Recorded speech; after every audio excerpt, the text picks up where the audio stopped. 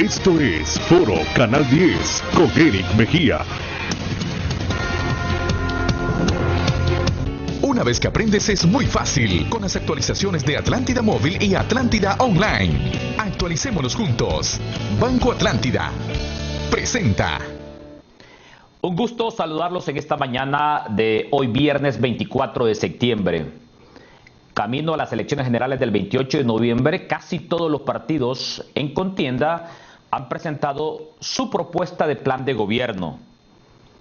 La semana anterior lo hacía el partido Salvador de Honduras, que lidera la Alianza 1 con Salvador Narrala como candidato presidencial. Hace aproximadamente un mes lo hizo Xiomara Castro del Partido Libertad y Refundación. Los partidos emergentes como la Nueva Ruta, el Partido Líder, la Alianza Patriótica, el Partido Vamos, lo han presentado ante el Foro Nacional de Convergencia Social. Muy pronto lo presentará el Partido Nacional y también el Partido Liberal de Honduras. En esta mañana, con dos analistas, vamos a valorar, vamos a analizar, valga el juego de palabras, las principales premisas de la propuesta de plan de gobierno de la Alianza 1 a través de Salvador Narrala. Tres pilares fundamentales propone Salvador Narrala. Número 1, rescatar y fortalecer la institucionalidad del país. Número 2, reactivar la economía mediante una calidad de vida y deuda social. Y número 3, simplificación administrativa, un gobierno electrónico para mejorar la competitividad de la empresa privada en Honduras. Hay algo interesante dentro de esta propuesta. Salvador Narrala propone reducir la cantidad de diputados del Congreso Nacional, cambiar las fechas entre la elección presidencial y la elección de diputados y alcaldes. También Salvador Narrala propone eliminar el denominado cociente electoral mediante el cual se eligen a los diputados. Le doy la bienvenida esta mañana al analista y vicerrector de la máxima casa de estudios, expresidente del Colegio de Economistas de Honduras, Julio Raudales. Valoraciones así de manera genérica sobre este plan de gobierno que ha presentado ya Salvador Narrala, candidato presidencial de la Alianza 1. Y particularmente me gustaría que en este primer segmento nos enfocáramos en este primer punto. Rescate y fortalecimiento de la institucionalidad del país. ¿Cómo estamos hoy en el país? ¿Y qué decir de esta propuesta de Salvador Narrala? Buenos días, licenciado Julio Raudales. Hola, Eric, muy buenos días. Es un gusto estar acá en Canal 10, en este tan gustado programa, junto a Edgardo, colega y compañero. Bueno, primero, quizás algunas valoraciones generales, Eric y Edgardo. Y es que no es la primera vez y no es nada nuevo que los candidatos presidenciales en general presenten plataformas programáticas de distintos tipos, de diversa índole y en diferentes maneras también. Todos los candidatos en general, aunque no hacen, hay que reconocer que en las campañas políticas no se hace mucho alarde de eso, es casi como un ornamento en el trabajo de campaña, porque al final los partidos políticos están muy concentrados en el tema de organizarse, de mejorar sus estructuras partidarias para poder enfrentar de mejor manera lo que se conoce como el día E, ¿no? El día de las elecciones. Entonces hay digamos, muy poco tiempo, y esto tampoco es privativo de Honduras, ¿verdad? Hay países como Colombia, por ejemplo, Costa Rica, en donde es obligatorio por ley que los partidos políticos presenten un plan de gobierno en campaña. Eso, y además el plan de gobierno, en el caso, por ejemplo, de Colombia, que conozco, debe estar elaborado de acuerdo a determinada normativa, ¿no? Es decir, hay un estándar para presentar este plan de gobierno, y ese plan de gobierno además debe de ser consecuente con lo que se va a presentar una vez que se gana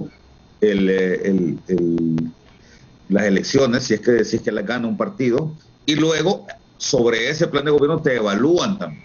Entonces, digamos, eso está normado en algunos países, repito, como Colombia. Aquí en Honduras pues que yo sepa no aparece como un requisito obligatorio y tampoco hay ninguna normativa, salvo en la ley orgánica de presupuesto, en donde sí se dice claramente que el gobierno, una vez, no recuerdo exactamente, sí creo que 100 días después de haber tomado posesión debe presentar un plan de gobierno, ¿verdad? Que va a ser evaluado, pero eso es hasta que gana el gobierno. No aparece en la ley como algo que se tiene que plantear en campaña política, ¿no? Así es que ese es un primer elemento que hay que valorar, que sí, como bien decía Eric, los partidos políticos están presentando plataformas, como te digo, de diversa índole, en diversos formatos. Lo hizo ya la señora Xiomara Castro, por cierto, un plan de gobierno que generó bastante controversia acá en el país, sobre todo por algunas de sus propuestas, ¿no? Puntuales. Luego, no he visto tampoco ningún planteamiento documental de ninguno de los otros partidos, incluyendo el Partido Salvador de Honduras, a menos, Eric, que yo no lo conozca. Pero lo que yo he visto nada más es esta especie como de borrador o de propuesta o de, digamos, promoción que dice el partido que es lo que contiene su plan de gobierno, pero lo que entiendo que están trabajando en él todavía y que lo van a presentar pues seguramente pronto, ¿no? Eso básicamente es lo que podría yo decir de entrada para dar espacio a la discusión. Ok, muchas gracias, licenciado Julio Raudales, vicerrector de la máxima casa de estudios. También en su momento en el gobierno del expresidente Lobo fue parte del gabinete, también expresidente del Colegio de Economistas de Honduras. Nos acompaña el politólogo Edgardo Rodríguez. Valoraciones así de manera general sobre este plan de gobierno presentado por Salvador Narrala, candidato presidencial de la Alianza 1, de la Unión Opositora de Honduras. Es una alianza entre el Pino y el Partido Salvador de Honduras. 3 pilares fundamentales propone Salvador Narrala, Edgardo: fortalecimiento y rescate de la institucionalidad del país, reactivación económica y simplificación administrativa mediante un gobierno electrónico. Buenos días, Edgardo Rodríguez. Muy buenos días. Buenos días, Eric. Buenos días a Julio. Buenos días al pueblo hondureño que nos está acompañando esta mañana de viernes. Bueno, igual quiero hacer algunas acotaciones primarias, y lo primero es valorar como positivo el hecho de que los partidos políticos presenten algunas ideas, porque en el caso del Partido Salvador de Honduras lo veo como algunas pinceladas, como dijo Julio. No es un plan acabado, todavía no nos han presentado un plan totalmente acabado. Estuve leyendo también que por departamento él ha hecho una serie de propuestas o de ofertas, promesas adicionales a este comunicado que tú tienes ahí en pantalla. Eso está bien, digamos, hay que aplaudir que por lo menos se atrevan los candidatos con mayores probabilidades a presentarnos algunas ideas. Eso está bien. Lo que está mal es, por ejemplo, en el caso del Partido Nacional, que todavía no sabemos nada, no sabemos si va a presentar o no va a presentar una propuesta de gobierno. En el caso del Partido Libre, que es otro partido con fuertes posibilidades de ganar las elecciones, ya también hizo una presentación bastante acabada, diría yo, muy polémica, con la propuesta del matrimonio igualitario, la propuesta del aborto, aunque ellos se nieguen, ya lo dijeron, está ahí grabado. Aparte de eso, he visto a varias reuniones de la candidata de Libre, en reuniones fuertes con los colectivos feministas, en donde yo escuchaba algunas participaciones de ellas decir, ¿verdad?, que las mujeres, ella iba a apoyar la independencia de las mujeres, la libertad de las mujeres para decidir sobre su cuerpo. Eso yo lo escuché en un video, en un encuentro con mujeres. Ya después se retractaron, se asustaron porque vieron que es una propuesta, digamos, que fue rechazada por muchos sectores de la sociedad hondureña, que es una sociedad, digamos, culturalmente conservadora, ¿verdad? Todavía yo me incluyo en ese sector, una sociedad todavía donde prevalecen valores cristianos bastante fuertes, tanto católicos como evangélicos. Pero hay que valorar eso, ¿verdad? Por lo menos nos dimos cuenta que ellos tienen esa propuesta, al igual que una serie de propuestas bastante populistas, bastante demagógicas, muchas de ellas, como por ejemplo decir que va a eliminar contratos, concesiones que se han hecho a empresas extranjeras. Eso es demagógico porque ella no tiene las potestades, el presidente de la República no tiene las potestades. En todo caso, el Congreso Nacional, y sabemos que el Congreso Nacional en estas próximas elecciones va a ser un Congreso heterogéneo, en donde muy probablemente el partido que gane las elecciones no va a tener una mayoría simple, ni siquiera una mayoría simple, y vamos a ver ahí sorpresas en el Congreso Nacional desde el punto de vista de la gobernabilidad. Pero valoro, y como ciudadano, como analista, aplaudo el que hayan ya candidatos que estén presentando sus ofertas. Y cuestiono a aquellos que todavía no se atreven, no dan la cara al pueblo hondureño y no le dicen al pueblo hondureño cómo van a gobernar, cómo van a enfrentar los graves problemas económicos, los graves problemas de educación, los graves problemas de salud, los graves problemas de seguridad y los graves problemas de infraestructura, entre otros que tiene el país. Así que, a grosso modo, me parece importante que el Partido Salvador de Honduras empiece a hacer estos planteamientos. Sí he visto que coquetea un poco con el populismo y con la demagogia, porque cuando yo reviso las propuestas, las ofertas, las promesas que ha hecho por departamento, por ejemplo, dice que en Atlántida va a reactivar la industria lechera.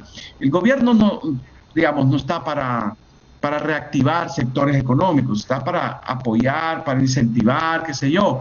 Pero en algunas de las propuestas que leí por departamento, tiende a decir que el gobierno va a activar ciertos rubros productivos, en donde sabemos perfectamente que el gobierno no tiene fábricas lecheras, por decir algo, no tiene fábricas, industria farmacéutica, por ejemplo, habla de abrir un laboratorio del gobierno, que en el pasado lo tuvo, pero en el pasado, en los años 80, cuando teníamos una economía donde el gobierno tenía muchas empresas, ¿verdad? Y todas ellas fueron privatizadas. Eso es lo único que yo vería de las ofertas a nivel de cada uno de los departamentos que ha hecho, o por lo menos algunas de las que me acuerdo, pero en general me parece bastante centrado. Me gusta cuando veo un partido hacer propuestas, democráticas, que no son confiscatorias, como veo que hay algunos planteamientos del Partido Libre que son abiertamente confiscatorios, algunas de sus propuestas como esas de eliminar concesiones, que podemos discutir que puede haber a mano peluda, como se dice popularmente, para adjudicar, por ejemplo, el peaje de la carretera de San Pedro Sula, que fue un regalo, un insulto, digamos, a lo que se dice alianzas público-privadas, porque ahí no hubo ninguna alianza. Ahí la cuenta del Milenio reconstruyó esa carretera y simple y sencillamente se la regalaron a una empresa extranjera, sin hacer prácticamente nada. Después, cuando empezó a juntar dinero, empezó a hacer algunas pequeñas mejoras, y eso fue todo. Eso sí lo podemos cuestionar totalmente. Sin embargo, anular, cancelar, y yo digo, solamente el anunciar, Eric, que vas a cancelar contratos, genera una gran incertidumbre en la inversión nacional y extranjera. Y repito, el presidente no tiene esa facultad, tendría que ser el Congreso Nacional, y ese tipo de planteamientos creo que son los que nos gustan, pero no es el caso del Partido Salvador de Honduras, en donde está bastante equilibrado, y después vamos a entrar, me imagino, a hablar de esos pilares, esos 3 pilares que se refieren a la propuesta del Partido Salvador de Honduras. Ok, comenzamos a hablar de los 3 pilares del plan de gobierno propuesto por la Alianza 1 a través de su candidato presidencial Salvador Narrala. Pilar número 1, rescatar y fortalecer la institucionalidad del país. ¿Cómo estamos hoy en Honduras respecto a la institucionalidad, tomando en cuenta de que transitamos a las elecciones del 28 de noviembre? Venimos de 8 años de la administración del presidente Juan Orlando Hernández. La reelección no existía en el país y el Partido Nacional la hizo viable a través de un recurso presentado ante la Sala de lo Constitucional. Para muchos hondureños, esto fue un acto altamente ilegal. ¿Cómo estamos hoy en el país en materia de institucionalidad? A propósito, en el 2023, el nuevo Congreso Nacional deberá elegir una nueva Corte Suprema de Justicia, un nuevo Ministerio Público, un nuevo Tribunal Superior de Cuentas, un nuevo Consejo Nacional Electoral. La independencia de poderes, ¿cómo está hoy en el país? Vistas así las cosas, ¿qué mirada hace la academia? Es importante hoy tanto la presencia de Edgardo Rodríguez como la presencia de Julio Raudales. Julio Raudales es vicerrector de nuestra máxima casa de estudios y su experiencia dentro de la administración pública y también dentro del Colegio de Economistas lo legitima para hablar de estos temas. Licenciado Julio Raudales, adelante.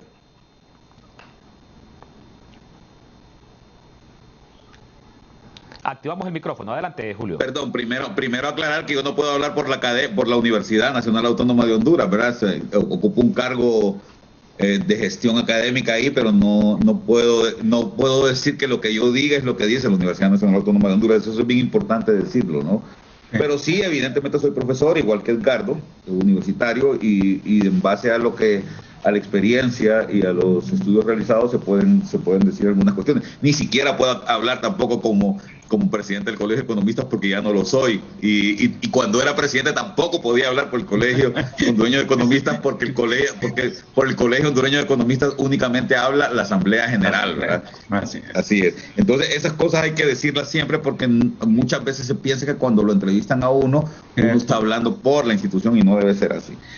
Y eso es bien importante. Y fíjate que a propósito de eso, Edgardo y Eric, es bueno, ustedes que son politólogos y que entienden muy bien estos temas, aquí se habla mucho de institucionalidad y yo creo que vale la pena aprovechar este espacio, ya que este es un canal educativo, Edgardo, para que discutamos un poquito sobre este tema. ¿Qué es institucionalidad? ¿Qué son instituciones? Y yo recomiendo un importante libro, uno de los libros, creo, fundamentales sobre este tema.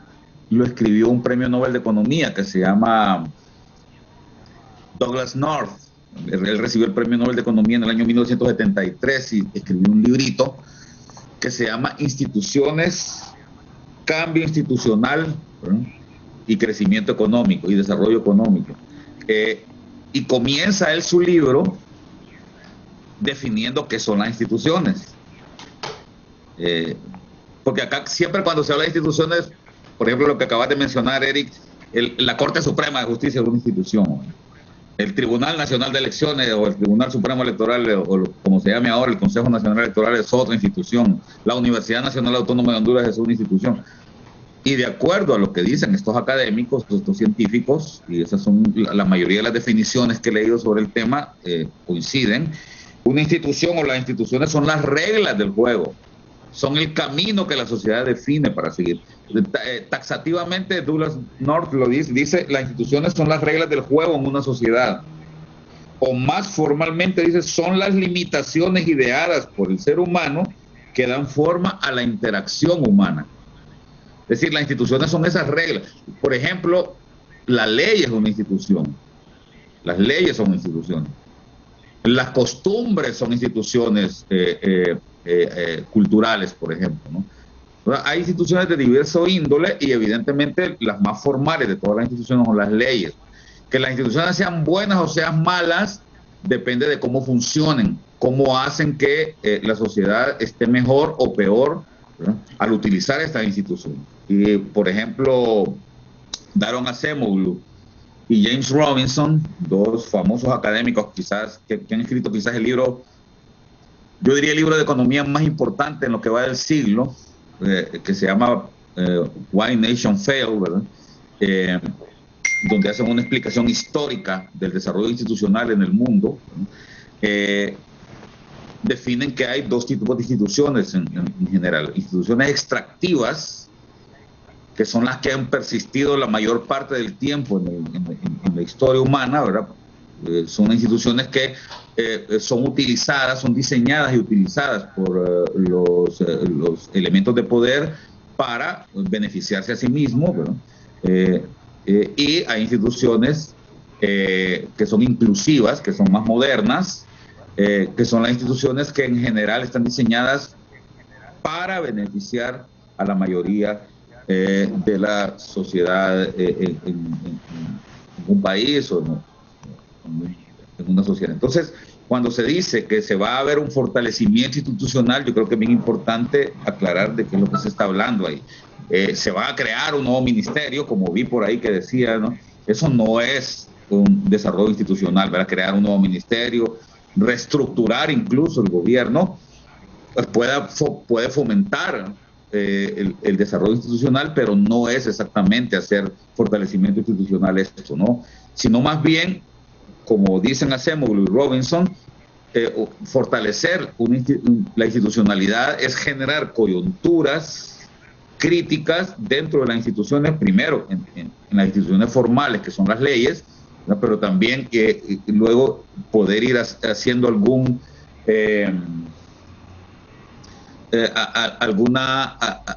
digamos, influencia para que también las instituciones culturales vayan cambiando, pero eso no se puede hacer de la noche a la mañana. Entonces es un tema de larga data, es un tema que no se puede cambiar de un día para otro. En ese sentido yo coincido con lo que mencionaba también Edgardo en la primera intervención que tuvo, de que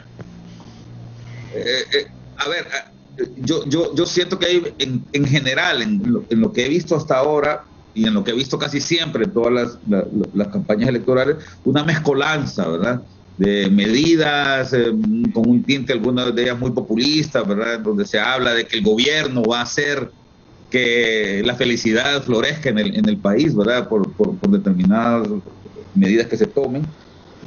Hay algunos otros elementos en los que queda claro que un plan de gobierno no puede generar un cambio como se está planteando. Por ejemplo, algunos elementos que también mencionaba Edgardo y que tuve la oportunidad de leer también, algunas de las propuestas que están ahí. Por ejemplo, eso de reducir el número de diputados. O sea, sí, creo que es una aspiración, ¿verdad?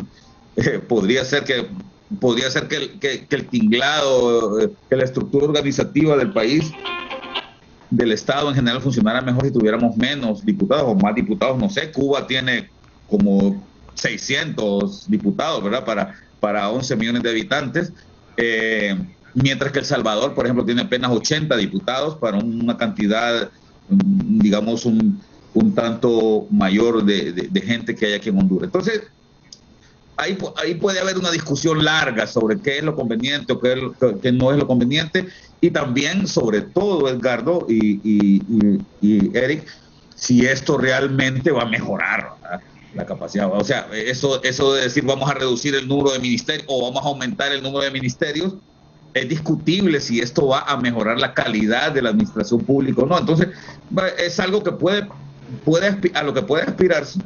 No está desde mi perspectiva, puede ser, y si no les parece, pues podemos discutirlo, ¿verdad? Pero desde mi perspectiva es algo que no está en las manos tampoco para ponerse en un plan de un poder ejecutivo. Al final, un plan de gobierno de este tipo lo que debe de tratar es de definir más o menos qué es lo que va a hacer con las capacidades que le otorga la institucionalidad, o sea, las reglas, al Poder Ejecutivo. Pero hay cosas que trascienden lo que el Poder Ejecutivo puede hacer, y una de esas cosas, como mencionaba también Edgardo, es el hecho de reducir, por ejemplo, el número de diputados, de cambiar el calendario, que me parece también que es algo que vale la pena discutir en el país, ¿verdad? Cambiar el calendario electoral, como sucede en El Salvador, por ejemplo, como sucede en Chile, como sucede en Estados Unidos misma o en México, ¿verdad? Donde hay elecciones para congresistas en un calendario distinto a las elecciones de las autoridades del Ejecutivo, ¿verdad? Pero son cosas que, repito, que trascienden lo que puede hacerse en un periodo de gobierno y en una y que pueden ser realizadas en efecto por el Poder Ejecutivo. Lo mismo pasa con el tema de el tema este de los contratos que mencionaba también Edgar. Los contratos no los firma el Ejecutivo. Ahí hay una institución. Esa es una institución. ¿Cómo se hace el asunto, verdad?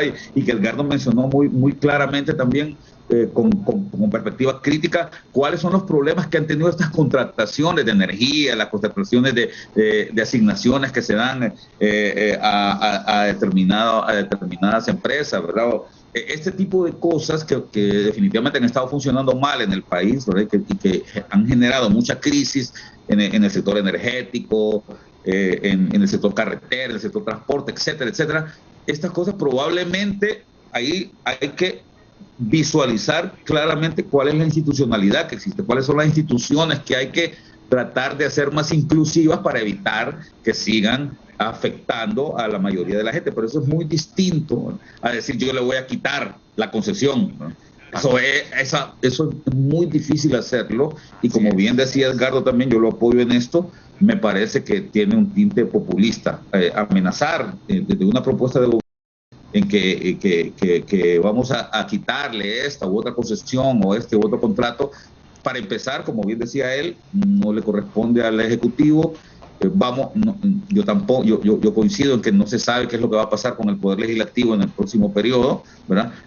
He escuchado algunas voces ahí que anuncian, Edgardo, que más bien hay cierto partido político aquí en el país, que no voy a mencionar ahorita, que está apostándole fundamentalmente al Legislativo. Sí, sí es. Está apostándole, y que su apuesta es por lograr 65 diputados. No tiene otra apuesta. Sí, tiene un candidato presidencial, ¿verdad? Pero su apuesta no es esa, y por eso está mandando a la gente más poderosa del país como candidatos a diputados, ¿verdad? Fundamentalmente. Pero ese es otro tema también que vale la pena discutir acá. Así es. Excelente. Ok, vamos a hacer una primera pausa comercial. Habrá que enumerar, por ejemplo, algunas propuestas que hace Salvador Narrala, y nos imaginamos que él los enfoca en la primera línea de rescate y fortalecimiento de la institucionalidad del país. Por ejemplo, Salvador Narrala propone reactivar Hondutel. Exacto. Bueno, partiendo de ese reciente pasado de Julio Raudales, más adelante le voy a consultar, ¿será posible rescatar Hondutel a esta altura del partido, como decimos en el pueblo? Traslado del Ministerio de Turismo al Departamento de Atlántida. Creación de la Secretaría del Agua. Reducción del número de diputados y el cambio de fecha en las elecciones municipales y legislativas en relación a las presidenciales. Parte de las propuestas que hace Salvador Narrala a través de la UNO. Es importante analizar los planes de gobierno de los candidatos a la presidencia. Ya casi todos lo han presentado. Estamos a la espera del plan de gobierno que presente Yanni Rosenthal del Partido Liberal y de Nasri Azfura del Partido Nacional de Honduras. Hacemos una pausa comercial, ya volvemos. Ya regresamos con Foro Canal 10. Esto es Foro Canal 10 con Eric Mejía. Y estamos a menos de 65 días para las elecciones generales del 28 de noviembre. En Honduras, en la misma fecha, no solamente elegimos al nuevo presidente, también elegimos al nuevo Congreso Nacional de la República, también a las 298 corporaciones municipales. Desde ayer invitamos al doctor Denis Castro Badía. Ha escuchado este primer segmento a Julio Raudales y también a Edgardo Rodríguez, y ya se nos incorpora al panel para analizar los tres pilares del plan de gobierno propuesto por Salvador Narrala a través de la Alianza 1. Número 1, doctor Denis Castro, partiendo de esa experiencia asumida usted ya en el Congreso Nacional, propone Salvador Narrala rescatar y fortalecer la institucionalidad del país y propone de paso reactivar Hondutel, crear la Secretaría del Agua, enviar la Secretaría de Turismo al departamento de Atlante y también cambiar la fecha de elección del presidente con la de diputados, separarlas. Buenos días, doctor Denis Castro Bobadilla.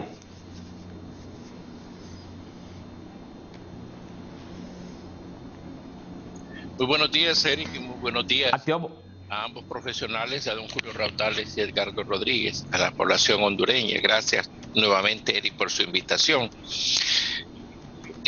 Estuve escuchando el primer segmento, efectivamente, y estuve tratando de leer rápidamente las propuestas. Y yo quiero decirle que muchas de las cosas que se proponen ahí, obviamente, requieren de un consenso prácticamente a nivel de Congreso y de futuro Congreso, y se necesitará bastantes negociaciones para lograr esa finalidad. Nadie puede prima facie, solamente por, yo le he oído varias expresiones al ingeniero Narrala, voy a hacer tal cosa el primer día de gobierno, y hay muchas de las cosas que se expresa que lastimosamente su actividad no le ha permitido darse cuenta que no son decisiones del Poder Ejecutivo, sino son decisiones del Congreso Nacional. Y llegar a convencer a un Congreso Nacional que no le sea afín y que no reúna los requisitos de poder convencer, de poder negociar cuál es la finalidad y lo demás, muchos de estos aspectos probablemente no se puedan realizar. Gracias a lo que se acaba de decir, es un hecho real, es un hecho verdadero y concreto. Mi experiencia, mi corta experiencia en el Congreso Nacional, le puedo decir que es deprimente tener esa barbaridad de gente dentro de ese salón. Aparte de lo que es propiamente el diputado propietario, un exceso de personas en su interior, cuando no vemos la participación comunitaria. Llamar parlamento al Congreso de Honduras, creo que le queda muy grande el nombre. En Honduras lo que menos existe es hablar, lo que menos existe es negociar, lo que más existe es la imposición, lo que menos existe es el poder ver los pros y los contras de determinado proyecto. Eso lo hemos estado viendo en el año del COVID, en el año y medio, casi ya 2 años de COVID. Lo que menos ha ocurrido es el poder hablar, el poder encontrar un punto coincidente en las diferentes propuestas, sino que básicamente, y ustedes lo han podido ver, el 98% de todas las propuestas actuales en el Congreso vienen del Poder Ejecutivo.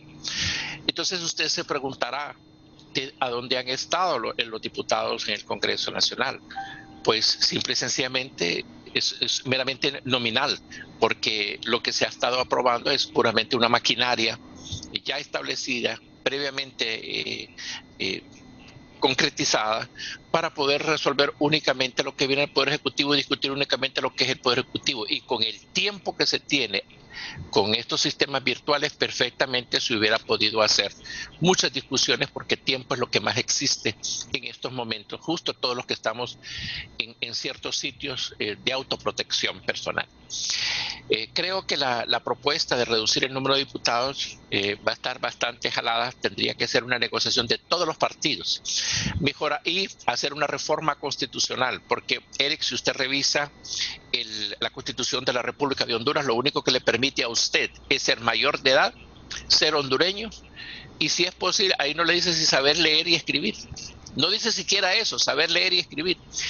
Y eso ha permitido lo que yo denomino unas propuestas mediáticas, de populismo mediático, en relación a ciertas actividades humanas, como ser actividades deportivas. Usted va a ver futbolistas, porteros, exporteros, futbolistas, personas que vienen de una situación de escaso conocimiento a nivel de la legislación hondureña, y obviamente en las propuestas que usted mismo, en los mismos foros que ustedes ven, puede ver que básicamente son mediáticos y no,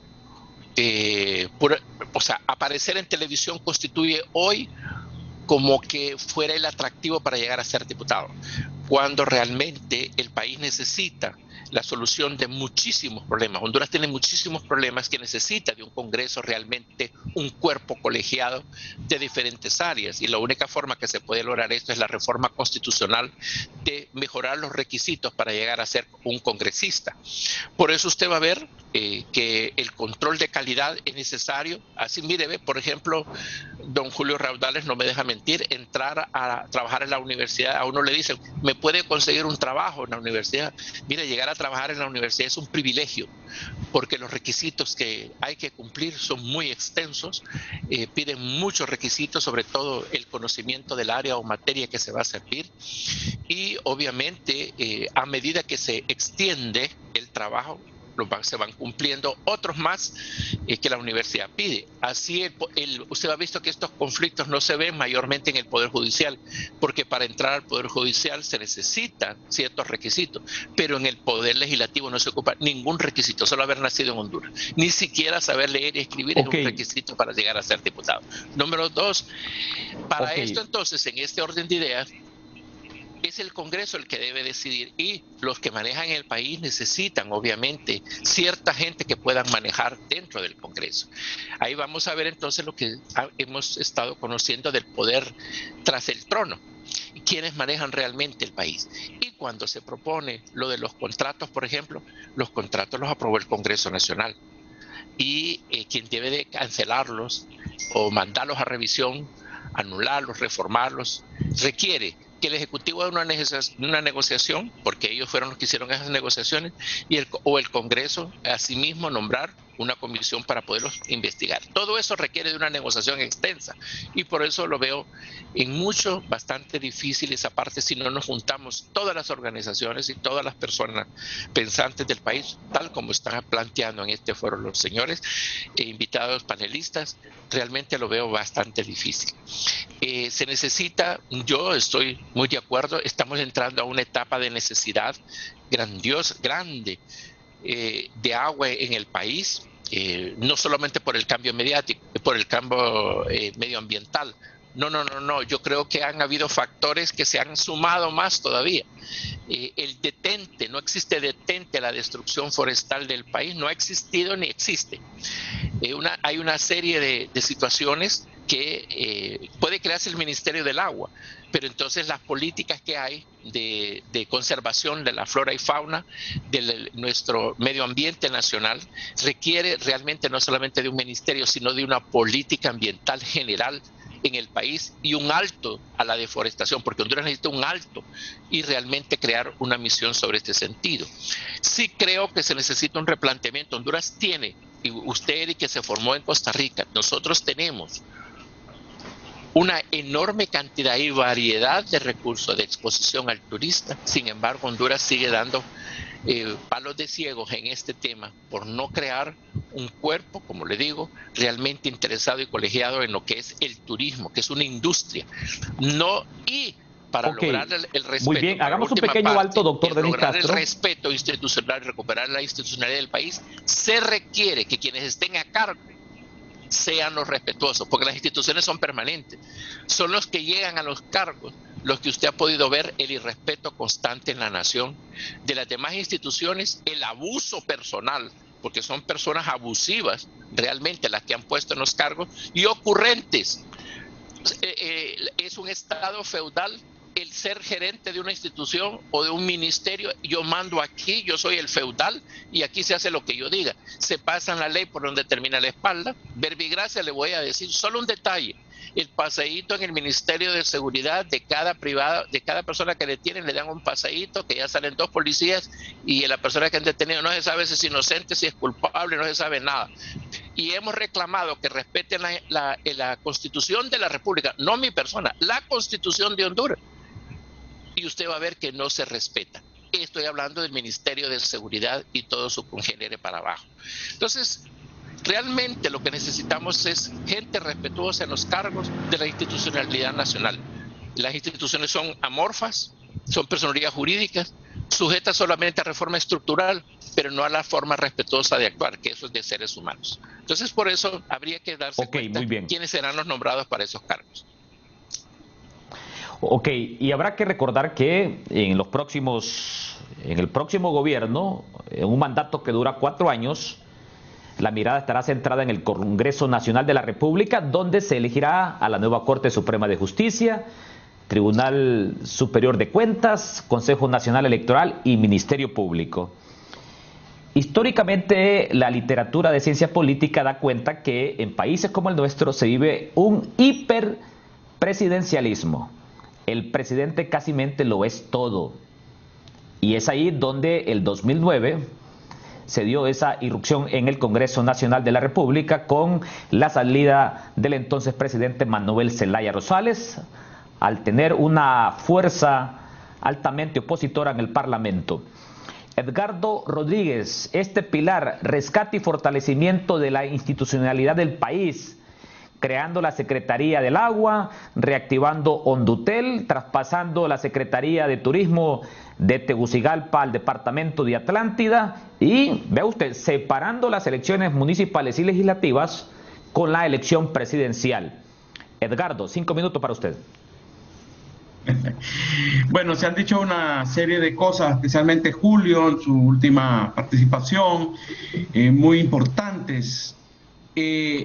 A ver, voy a tratar de hacer un esfuerzo por sintetizar, unir algunas ideas mías con las de Julio y aportar otras. ¿Cuál es el papel del gobierno, digamos? ¿Cuál es pongamos como primer elemento, cuál es el papel del gobierno para conducir a la nación hacia mejores estados de desarrollo? Creo que eso es una pregunta importante. ¿Debe el gobierno intervenir más en la economía o debe ser un árbitro, un propiciador, un facilitador de la actividad económica? Esa es una pregunta fundamental para cada uno de los candidatos y ahí para que no se pierdan. Si como Libre quiere ser un gobierno interventor en la economía, ya sabemos para dónde va ese gobierno. Pero por otro lado, en el caso de los candidatos con ideas más democráticas, apegados a economías abiertas, liberales, bueno, entonces ahí deben entender ellos que esa tentación populista y de promesas que no van a cumplir, deben de refrenarlas y más bien centrarse en lo que el gobierno verdaderamente puede hacer. Y aquí me voy a detener. ¿Qué puede hacer el gobierno para mejorar la situación general del país? Y después me voy a referir puntualmente a algunas cosas de la institucionalidad. Lo primero que tienen que hacer es dejar de robar. Es lo primero que tienen que hacer. Deben dejar de robar y no burdamente, porque la gente cree que roban y, bueno, sí se robó burdamente en 2009 cuando se sacó una carretilla, eso fue burdo, pero hay formas más especializadas de robar, como por ejemplo los grupos económicos, bancarios, que les dan determinadas concesiones así, tranquilamente, sin ningún proceso y sin ningún tipo de competencia. Eso está muy de moda de varios tiempos hacia acá. Eso es una forma de saquear, digamos, los recursos del Estado, dando concesiones de manera privilegiada, digamos. Por un lado. Por otro lado, el respeto a la ley. El respeto a la ley. En Honduras no se respeta la ley. Nadie respeta la ley. Desde el barrendero hasta el presidente de la República. Aquí nadie respeta la ley. Empecemos por ahí. Los países desarrollados se caracterizan, y hacía referencia Julio a este importante libro sobre por qué fracasan los países o las naciones. Los países desarrollados se respeta la ley. En Honduras, como un país subdesarrollado, es característico el irrespeto a la ley. Entonces, cuando no se respeta la ley, desde los que tienen que hacer que se respete la ley, hasta el ciudadano común que se pasa, los buceros, los taxistas, se pasan los semáforos en rojo, eso es un total irrespeto a la ley y un atentado a la vida también. Entonces, el país no camina hacia ninguna parte. El respeto a la ley. Y ahí viene también aparejado el respeto a las instituciones y la independencia de poderes. El respeto al papel de cada institución y la independencia de poderes. No existe en Honduras eso. No existe. Aquí no hay independencia de poderes y aquí no hay respeto a las instituciones. ¿Por qué no hay respeto a las instituciones? Porque han sido cooptadas. Las instituciones ya no tienen su razón de ser, se perdió, porque han sido cooptadas por las élites políticas, ¿verdad? La Corte Suprema de Justicia, 8 nacionalistas y 7 liberales. El Consejo Nacional Electoral, un liberal, un nacionalista y uno de libre. El Registro Nacional de las Personas, uno liberal. ¿Qué es eso? Esa es la deformación, esa es la antítesis de la institucionalidad de un país. Así no vamos a llegar a ninguna parte como nación. Ese es uno de los problemas fundamentales. Y si pudiera el Partido Salvador de Honduras, si llegaran a ganar las elecciones, u otros partidos llegaran a ganar las elecciones, y si quisieran empezar, porque en 4 años no se va a enderezar este país, pero empezar a enderezar al país significaría respetar la forma de integrar las instituciones, no con activistas, como digo yo, de partido. El gran pecado, el pecado original de Honduras es el manoseo político de las instituciones. Y quiero referirme rápidamente al tema de cómo se integra el número de diputados, porque cuando yo llegué a estudiar ciencia política a Chile, yo siempre me hacía esa pregunta: ¿por qué Honduras tiene 128 diputados? ¿Por qué El Salvador tiene 86? Etcétera. Hay un estudio de Aaron Liebhardt, es un estudio sobre las 25 democracias más importantes del mundo. Es un librazo. Y entonces ahí encontré la respuesta. Hay una fórmula mundialmente aceptada en las democracias para calcular el número de diputados. El 128 no es un invento, es un cálculo. Cada país hay una fórmula matemática para calcular eso. Eso es algo frío. Y lo otro, a la par de esto, es que vamos a hablar de la calidad de los diputados. Y ahí sí me la juego con ustedes y con todo el pueblo hondureño, la mala calidad de los diputados. Pero eso es independiente de por qué hay 128. ¿Okay? Entonces, lo que debemos cuestionar es la calidad, no la cantidad, porque la cantidad de diputados es una fórmula que se saca a partir del número de la población. Entonces, donde sí vamos a cuestionar es en la calidad. Y el cociente electoral, cuidadito, porque si se elimina el cociente electoral, desaparecen partidos como la Democracia Cristiana, el partido UD, etcétera, desaparecen. Entonces aquí tenemos que preguntarnos, bueno, estos partidos, que sí, yo los he cuestionado también porque no representan a nadie, etcétera, etcétera, pero tienen la libertad de participar, no podemos coartarles esa libertad. Entonces, al eliminar el cociente, esa es una medida antidemocrática. Ojo con el Partido Salvador de Honduras con esa medida. Es una medida altamente antidemocrática. Y ve usted, uno de los principios básicos desde la ciencia política sobre el cociente es prácticamente lograr la equidad. En una democracia no solamente importan las mayorías, también importan las minorías. Y si no fuéramos con un sistema de mayoría simple para la elección de diputados, por ejemplo, en Cortés solo habrían diputados del Partido Salvador de Honduras, pero en Francisco Morazán solo habrían diputados del Partido Nacional. Y en el interior del país, por ejemplo, en departamentos del occidente, en su mayoría, solo habrían diputados nacionalistas.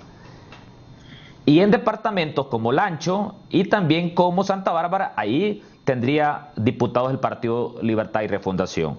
En una democracia no solamente importan las mayorías, también importan las minorías. Así es. Ahora bien, vamos a este momento histórico. 2023, se eligen la mayor parte de altos funcionarios en el país. E históricamente, no solamente en este momento, el presidente de la República siempre ha jugado un papel preponderante cuando se elige la Corte Suprema de Justicia, cuando se elige el Ministerio Público, lógicamente porque siempre quedan cosas pendientes. Ahora bien, estamos en un sistema de partidos multipartidario. El licenciado Julio Raudales, el papel del presidente dentro del Estado de Honduras. Ese debería ser el mensaje prácticamente, delimitar cuáles son las potestades constitucionales del presidente, del Congreso Nacional y lógicamente de la Corte Suprema de Justicia. Porque pareciera que en el 2023 transitamos a una Corte Suprema de Justicia tripartita, y ve usted qué daño le están haciendo los partidos grandes a la democracia pidiendo este voto en plancha. Es lo más nefasto para la democracia. Cuando las cúpulas de los partidos construyeron esa planilla después de las primarias. Es nefasto este voto en plancha que hoy pide el Partido Nacional, que pide el Partido Liberal, que pide el Partido Salvador de Honduras y que pide Libertad y Refundación. Adelante, licenciado Julio Raudales.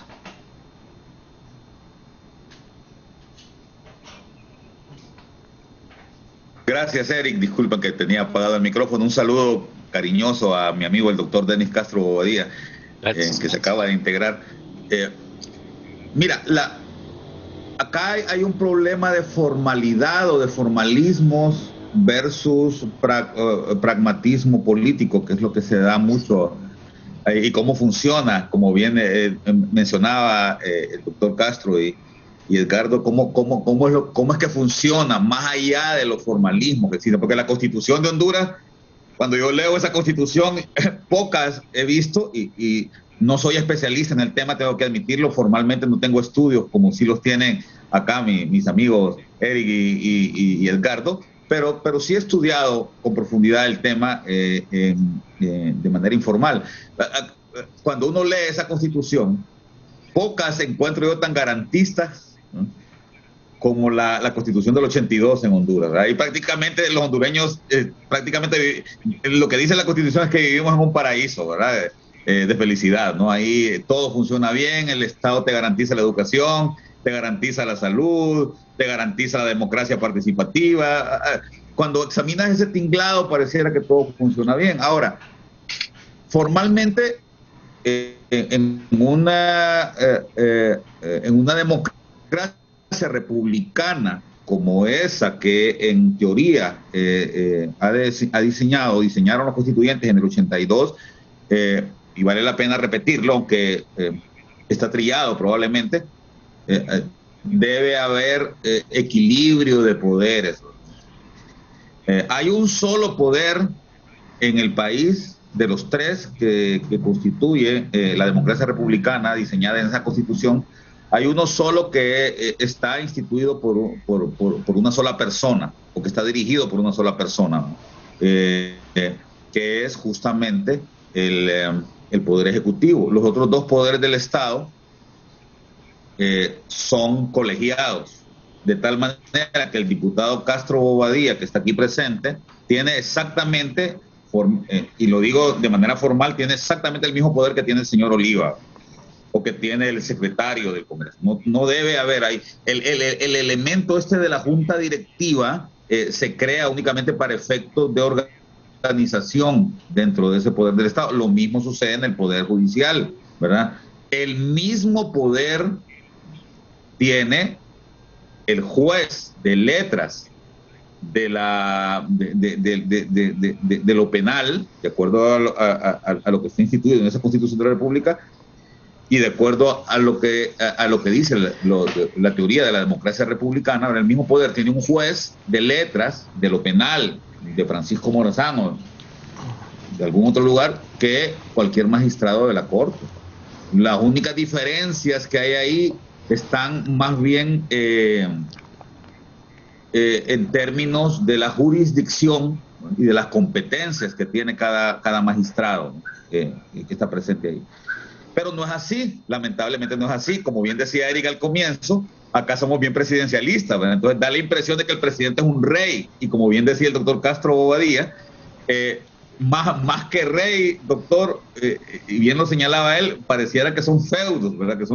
Y es más, eso sucede no solamente en el Estado en general, o en la organización del gobierno general, ¿verdad? Lo que la ley orgánica o lo que la ley de administración pública llama gobierno general, ¿verdad? Eso no solo sucede ahí, hasta en la universidad sucede, ¿verdad? Que ahí un director regional cree que él es el señor feudal, ¿va? O un decano cree que es el señor feudal y que su feudo es ahí la facultad, ¿verdad? Entonces, es un elemento, eso es una institución, ¿no? Para volver otra vez al rigor de lo que decía Douglas North, ¿verdad? En su caracterización de lo que son las instituciones. Eso es una institución porque es una costumbre acá. Ese elemento monárquico casi, ¿verdad? Presidencialista, que se da prácticamente en todas las organizaciones del país, pero en donde el titular cree que él es el señor feudal y que ahí nadie puede irse a meter, sin importar, como bien decía, con mucha asertividad el doctor Castro, sin importar la ley, ¿verdad? La ley se la pasan por donde él dijo, ¿verdad? Y lo que importa es que aquí a mí me nombraron y yo soy el que manda acá. Eso entonces evidentemente riñe con lo que está establecido justamente en la norma. Y hay algunos elementos bien importantes que hay que discutir a propósito de los planes de gobierno y a propósito específico del plan de la Alianza Nacional Opositora. A ver, en Venezuela, hace como 5 años, Edgardo, si no corregirme, crearon el Ministerio de la Felicidad. Uh-huh. Porque el señor Maduro, presidente de aquel país, dice que tiene que haber un ministerio, el gobierno tiene que encargarse de que la gente sea feliz, ¿verdad? Sin importar qué es felicidad, porque yo sé que para don Denis Castro la felicidad puede ser una cosa diametral a lo que es para mí, ¿verdad? Entonces, pero el gobierno, hay un ente ahí en el gobierno, en el Estado venezolano, que se encarga de la felicidad de todos los venezolanos, ¿verdad? Entonces, yo no estoy tan seguro de que es algo que podemos discutir, ¿verdad? Con la gente que hizo el plan o que hizo esa propuesta. Pero yo trabajé 25 años en el gobierno. En la Secretaría de Finanzas y después en la Secretaría de la Presidencia. Y justamente mi última etapa en la Secretaría de la Presidencia y después en Planificación era justamente este tema de la programación, ¿verdad?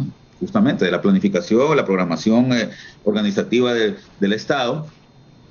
Y siempre es bien difícil escapar a la tentación, siempre viene gente, diputados o gobernadores o alcaldes o incluso el presidente a decirle a uno, mira, creemos tal ministerio que es necesario.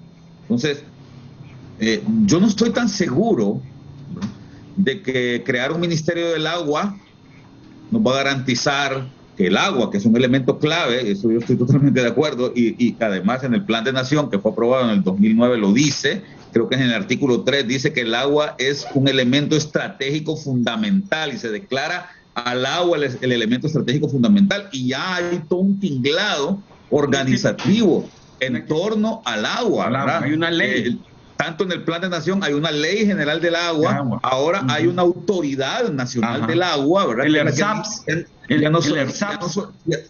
ya no solamente estamos hablando de agua potable y saneamiento, sino que de agua en general, ¿verdad? El cuidado de las cuencas. Y entonces, o sea, eso existe ya. Y usted revise, a mí, yo he asistido como funcionario a un par de reuniones de alto nivel sobre el tema del agua, sobre el tema hídrico en el mundo, a nivel mundial o a nivel regional aquí en Latinoamérica, y la gente me ha dicho allá que alaban los especialistas, donde están los gurús realmente de este tema, me han dicho, nosotros creemos que la ley de agua, la ley general de agua que tiene Honduras, es una de las leyes más modernas que hay. ¿Ley? Ha sido usada como referente, una ley que fue aprobada en 2004, creo. Ha sido usada como referente. Entonces, a ver, yo no estoy tan seguro, habría que preguntárselo, habría que discutirlo, por supuesto, como bien dice también, me encanta esa frase que dijo el doctor Castro Bobadilla. A ver, una democracia y una sociedad madura cuando se mejoran las capacidades de debate. Un parlamento en donde se debate con altura. A mí, yo les digo una cosa, yo disfruto más que una serie de Netflix, se los digo, disfruto más ver una sesión, por ejemplo, del Parlamento español, ¿verdad? da gusto escuchar a esos señores hablando allá, ¿verdad? Por ejemplo, en Chile, que ahí estuvo Edgardo también. Cuando uno escucha esos debates, la altura de esos debates ahí en esos parlamentos, uno dice, puchala, realmente, ¿no? Entonces, una sociedad en donde se debate mucho, me parece que es una sociedad madura. Y yo creo que, yo no voy a criticar acá, ni cuestionar lo que está puesto en la propuesta de la Unión Nacional Opositora. Solamente creo que hay que hacerse algunas preguntas, ¿no? Por ejemplo, si valdrá la pena eso. A ver, voy a poner otro caso y con esto ya termino, en un minuto, para no quitarles más tiempo a ustedes. El tema de Don Dutel. Ese es un tema viejo, de larga data, ¿verdad? Comenzó allá en 1994, cuando por primera vez se habló que había que entregar a Don Dutel a la administración privada y no se pudo, ¿verdad? Fue una cuestión fallida. Recuerdo que se hizo el primer intento de venta allá en el 2001 en el gobierno del ingeniero Carlos Flores, y la ministra Gabriela Núñez hasta lloró, ¿verdad? Porque no se pudo vender Don Dutel, no hubo oferente. A ver, en este momento yo quisiera preguntar, ¿tenemos algún problema en el mercado telefónico en el país? En Honduras hay 12 millones de líneas telefónicas y solo hay 9 millones de habitantes. La cobertura de internet, pues no es de país de primer mundo, pero tampoco podría decirse que Honduras es un país que está sumamente atrasado en el tema de internet, ¿verdad?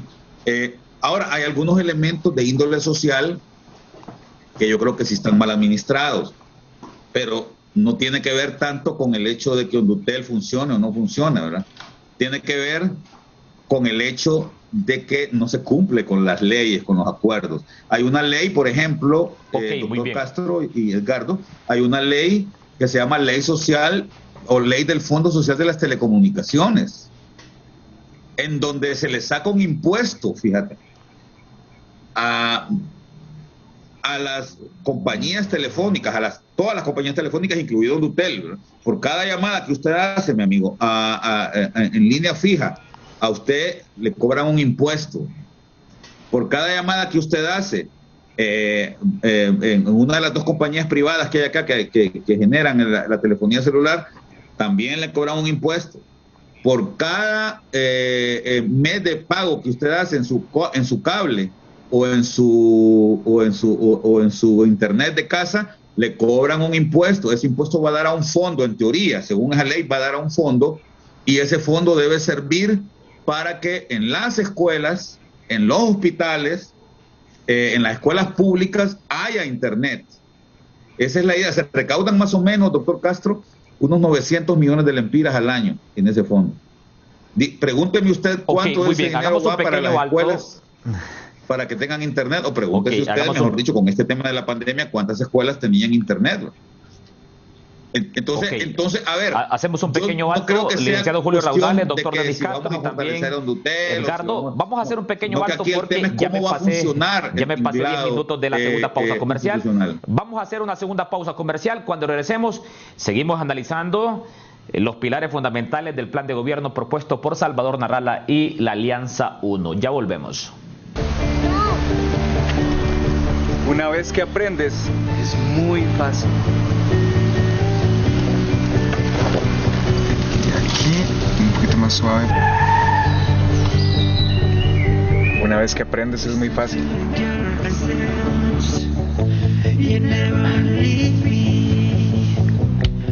Una vez que aprendes, es muy fácil.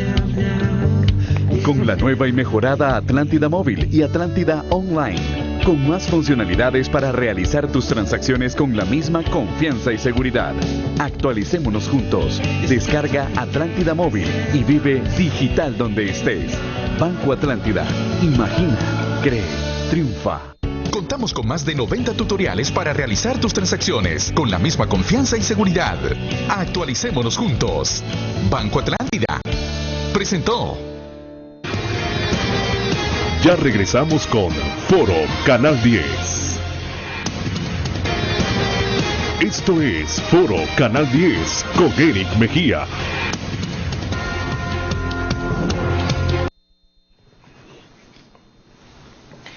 En esta mañana estamos analizando la propuesta de plan de gobierno de la Alianza 1 y su candidato presidencial Salvador Nasralla. 3 pilares propone la Alianza 1. Recuperar y fortalecer la institucionalidad del país, simplificación administrativa mediante un gobierno electrónico y repotenciar la economía del país. A propósito de este momento histórico que vamos a vivir en el 2023, doctor Denis Castro, en gran manera el hiperpresidencialismo está centrado sobre la toma de decisiones en estos momentos históricos. Siempre el presidente trata de jugar un papel preponderante en la elección de la Corte Suprema de Justicia, en la elección del fiscal general. ¿Cómo percibe usted que va a ser esa dinámica en 2023 tomando en cuenta esta propuesta de Salvador Nasralla? Recuperar y fortalecer la institucionalidad del país. ¿Será que nos encaminamos a una Corte Suprema de Justicia tripartita con 5 magistrados nacionalistas, 5 liberales y 5 de libertad y refundación? Porque habrá que admitir que históricamente nacionalistas y liberales se han repartido la Corte Suprema de Justicia, al igual que el Ministerio Público. Doctor Denis Castro. Mire, Eric, voy a empezar por el final de su pregunta. La primera respuesta. Ya circulan los nombres de las personas candidatos a la Corte Suprema, ya circula. Usted sabe que este país no hay secreto que dure más de 3 días.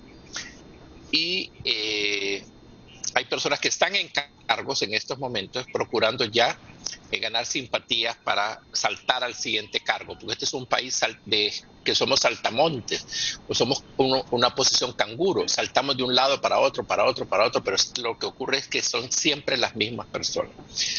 Quisiera decirle que recuperar la institucionalidad de la Corte Suprema de Justicia va a depender de lo que decidan las manos del señor Julio Raudales, de Edgardo Rodríguez, la suya, y de cada uno de los que está viendo este programa. Si queremos realmente recuperar la democracia en el país, que se encuentra, para mi criterio, en precario, un país sin un sistema judicial sólido, fuerte, confiable y con plenitud de confianza en sus resoluciones, es el apoyo para una buena, una sólida democracia. Un país con un poder judicial débil, politizado, segmentado, parcializado, en el sentido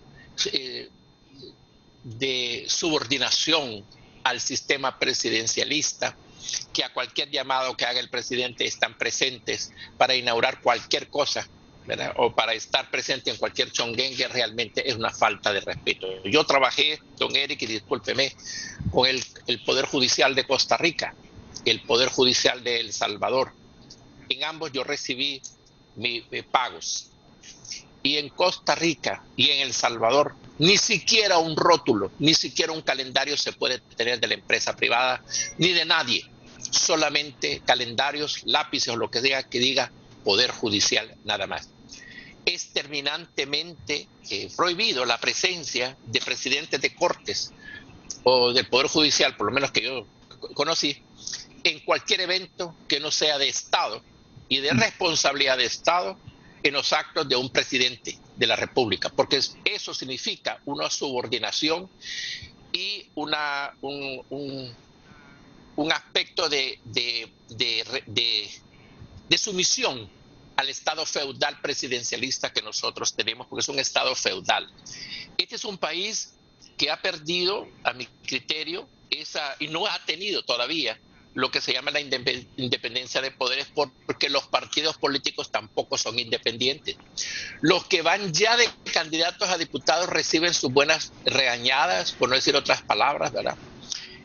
Ya reciben que tienen que hacer tal cosa, ya les faltan al respeto. Si no hacen tal cosa, por favor, voy a pedir su renuncia inmediatamente. Eso quiere decir que no tienen independencia. Y esa independencia que no hay en los partidos, obviamente, a los que se pudieran presentar de candidatos a diputados, si quiere la población hondureña que el status quo cambie, está en el poder de su mano derecha y a la hora de elegir, saber elegir muy bien. Usted mismo lo acaba de decir con sus propias palabras, Eric. A mi criterio, el estar pidiendo voto en plancha es porque en medio de cada una de las filas va gente indeseable, va gente con antecedentes funestos en materia de administración de justicia, en lo que es justicia personal, tiene antecedentes amorales y de censura internacional. Sin embargo, eso ya no importa en Honduras. Lo importante es que este fue obediente, no beligeró. La beligerancia de ideales que usted puede ver en personas como su servidor no es bien recibido en los partidos ortodoxos en Honduras. Solo tiene derecho a pensar los que ya tienen un background de años de estar y son amigos de el que dirige el partido, porque hay dos formas de dirección. Una cosa es ser presidente de un, por ejemplo, no sé cómo se llama el Partido Liberal, Consejo, el que está de presidente del Partido Nacional. No, ellos son, para mi criterio, son como un adorno, porque más arriba alguien manda más. Entonces ellos son obedientes y tener criterio personal, pensar. ¿Y quién te tiene pensando? Eso hasta en el ejército le dicen a la gente. ¿Y a vos quién te tiene pensando? Yo no te ocupo aquí como pensante, te ocupo para que hagas lo que tenés que hacer. Entonces gente como su servidor, por ejemplo, yo entiendo, yo lo comprendo, que podemos tener criterio, razonamiento, que podemos hablar con, yo no desconozco el partido o su filiación política del señor, por ejemplo, Edgardo Rodríguez, pero yo no veo por qué no podemos conversar. Este es un foro de conversación, de hablar, de discutir temas nacionales, y me agrada mucho compartir con ustedes. Pero este es un país de verticalidad política, donde no existe la oportunidad del pensamiento libre. ¿Quién les ha dicho? Así se abran más. Por eso es que uno no tiene oportunidad en los partidos tradicionalmente ortodoxos. Y usted lo va a ver. Y usted lo va a ver en el Congreso. Los que pueden hablar solamente son tales y tales de tal partido. ¿Y nosotros qué? Nosotros no podemos pensar entonces. Me quiero referir a, si usted me da la oportunidad, con todo respeto, al problema de Hondutel. El principal deudor de Hondutel se llama el Gobierno de la República. El Poder Ejecutivo, a través de la Secretaría de Estado, le debe cualquier cantidad de dinero y no paga. En segundo término, no paga tampoco la telefonía celular, el uso de la telefonía de Hondutel. Y usted va a ver que Hondutel se tiene que pagar inmediatamente. Se le dio un plazo en ese contrato que le dieron a las telefonías móviles. Se le dio una forma de pago expedito a Hondutel para ellos, pero no en reciprocidad. Pueden esperar hasta 90 días para pagarle a Hondutel.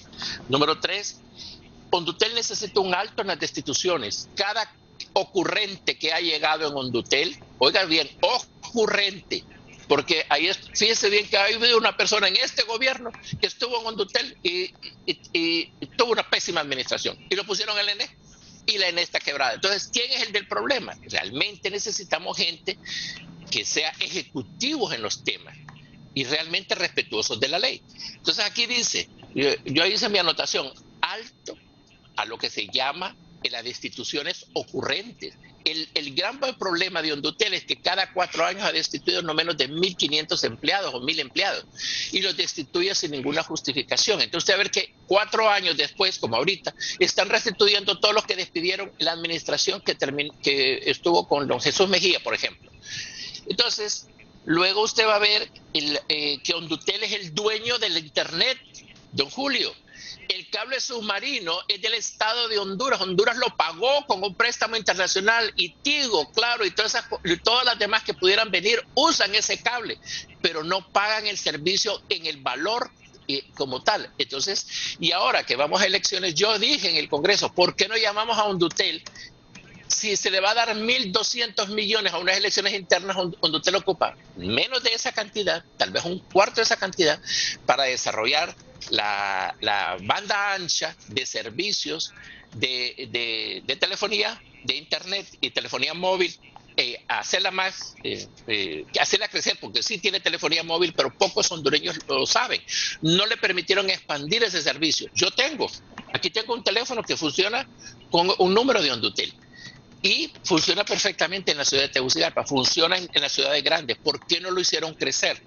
Porque simple y sencillamente hay un detalle. ¿Para qué llego yo a gobernar? ¿Para el bien del pueblo o para el bien de las negociaciones con la empresa privada? ¿Llegué yo para ayudar a mi país? Esa es la pregunta que se tienen que hacer. ¿O yo llegué para buscar mi lucro personal. Y en este lucro personal, obviamente, es lo que se refería el señor Edgardo Rodríguez, así lo entendí, el detente a la corrupción. Hondutel se encuentra como se encuentra muy bien. Por esas razones. Muchas gracias. Ok, muy bien. Muy bien. El licenciado Julio Raudales se nos tiene que marchar ahorita a las 8:30 de la mañana. Le voy a conceder la palabra en este momento, después vengo con Edgardo Rodríguez, para que el licenciado Julio Raudales nos dé un mensaje final. Y no hay problema, Eric, me puedo quedar un rato más, no te preocupes. Adelante, Edgardo. Ok, muy bien. Voy ahora con Edgardo entonces. Edgardo, un analista político, un politólogo como usted, ¿cómo avisora ese escenario de 2023? Prácticamente el presidente siempre juega un papel preponderante en la elección de la Corte Suprema de Justicia. Recordemos esa tirantez entre Manuel Zelaya y Roberto Micheletti. También habrá que recordar el papel que ha jugado la administración del presidente Hernández en aquel momento cuando se eligió la actual Corte Suprema de Justicia. Y siempre ha sido una norma esto. ¿Cómo fortalecemos la institucionalidad del país partiendo de la elección de los altos funcionarios? Magistrados de la Corte Suprema de Justicia, fiscal general, magistrados del Tribunal Superior de Cuentas, recordando que hoy tiene que implementarse una lucha frontal contra la corrupción. Ya lo dijo Sid Galo, el principal problema del país es la corrupción en Honduras. Edgardo, adelante. Un tema candente el que planteas, Eric. Honduras tiene graves problemas de gobernabilidad, producto de todo lo que hemos estado hablando en este foro, ¿verdad? De la corrupción, del manoseo de las instituciones, del irrespeto a la ley, de la no independencia de poderes, no de ahorita. Esto se viene acumulando de varias administraciones hacia atrás. Y la mala noticia es que no podemos esperar nada de los políticos. Nada. No podemos esperar nada de ellos.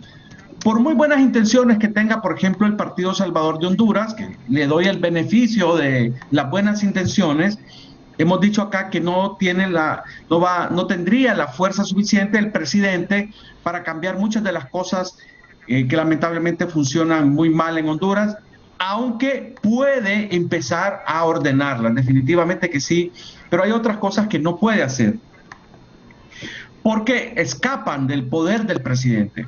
¿Puede dejar de robar? Sí, sí puede dejar de robar y dejar de beneficiar a pequeñas élites, como por ejemplo esas 5 o 6 familias que se reparten todo el pastel de la energía eléctrica en Honduras y que nos sangra, todos los días nos están sangrando a los hondureños, a las finanzas del Estado, que somos los hondureños, porque somos los hondureños los que pagamos los impuestos y pagamos la fortuna que mensualmente reciben 5 o 6 familias en Honduras solo por el concepto de energía eléctrica y que se les ha concedido por los arreglos, por el contubernio con los mandatarios que han estado en el poder.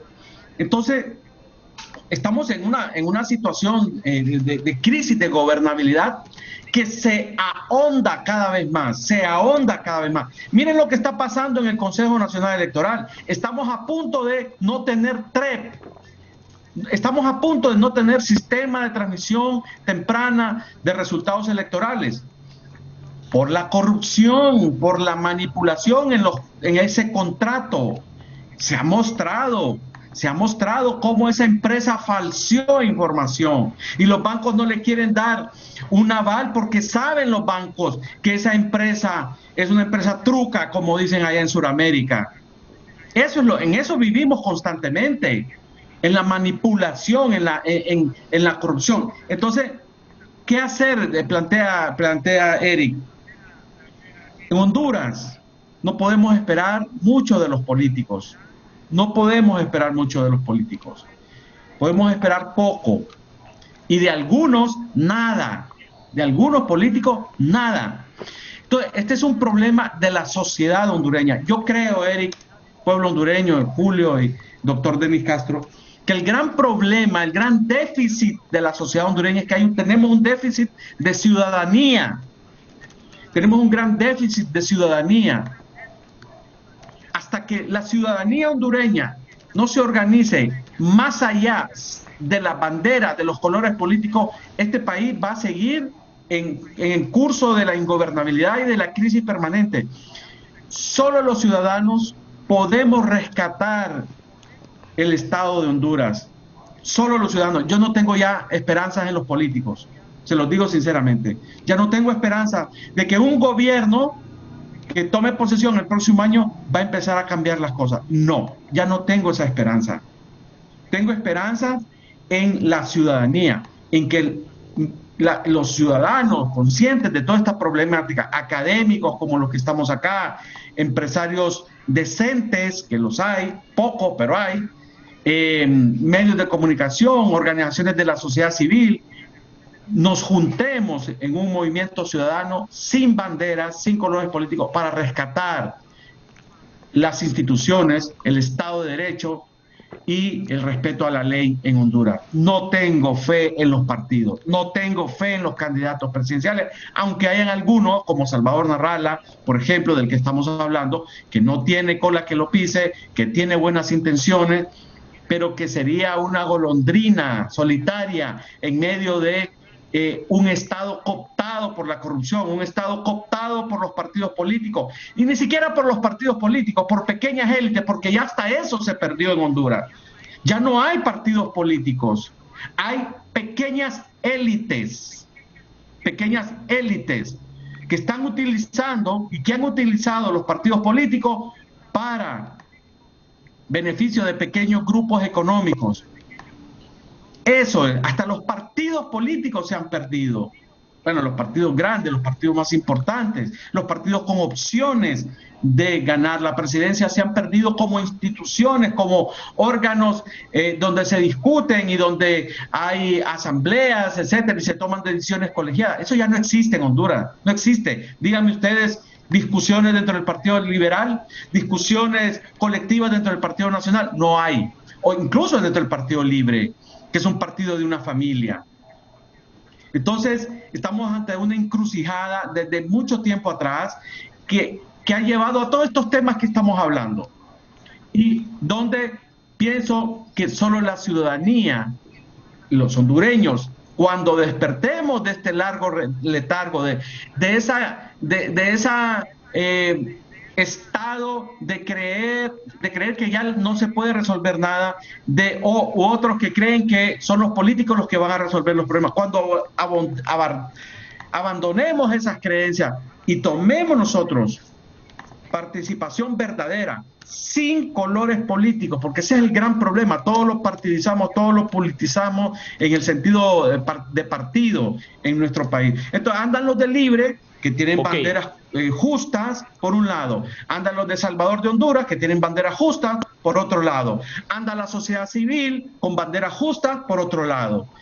Así jamás se van a resolver los problemas de Honduras, que cada vez son peores. Cada vez estamos en una situación al borde de guerras civiles. Cada vez estamos al borde de guerras civiles en Honduras. Estuvimos en el 2017 y otra vez ahorita en el 2021. Miren lo que está pasando en el Consejo Nacional Electoral.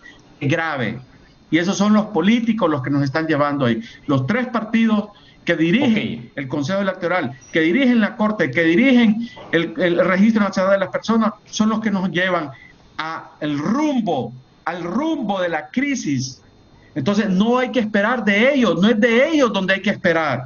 Es de los que estamos fuera de esos partidos, que no tenemos compromisos con ellos, que no tenemos ataduras con ellos, los que vamos. Pero despojándonos de esa lacra de la ideología y de los colores políticos, que es una lacra.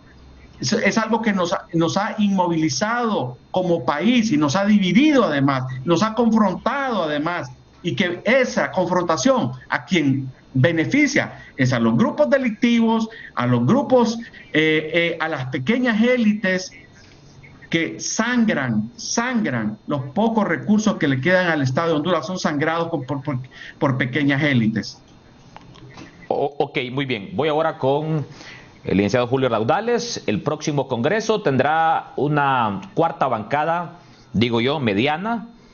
Yo estimo que Salvador Narrala en el próximo Congreso tendrá un número de diputados entre 14 y 16 parlamentarios, tomando en cuenta que en 2013, en su primera incursión en política, cuando era el PAC, Salvador Narrala llevó consigo 13 diputados. Y hoy habrá que reconocer que dentro de su planilla hay buenos candidatos. Por ejemplo, ahí está la doctora Suyapa Figueroa y también el doctor Carlos Umaña por el departamento de Cortés.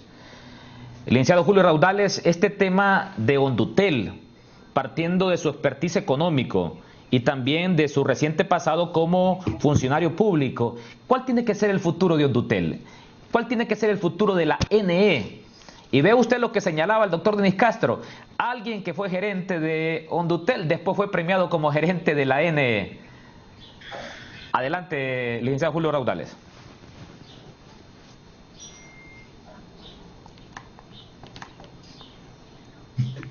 Perdón, siempre dejo cerrado el micrófono. Muchas gracias, Eric. Muy interesante lo que decía el doctor Castro sobre el tema de Hondutel. Es cierto, ¿no?